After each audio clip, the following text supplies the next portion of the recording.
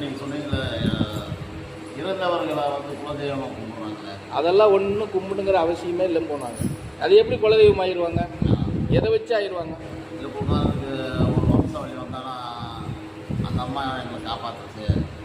அது நம்மளா சொல்லிக்கிறது. எதில் காப்பாற்று? அது உண்மை இங்கே தான்.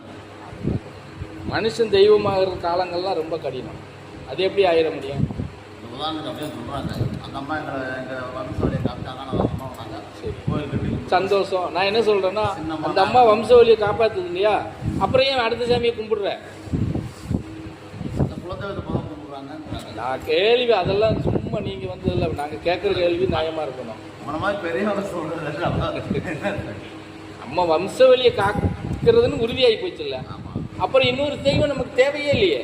நீங்கள் சொன்னது அந்த சாமி கொடுக்குமா இந்த சாமி கொடுக்குமான்னு. அப்போ இது இல்லைன்னு தானே அர்த்தம். அப்போ நீங்களா ஏதாவது ஒன்று பண்ணிக்கிற வேண்டியது சொல்லிக்கிற வேண்டியது.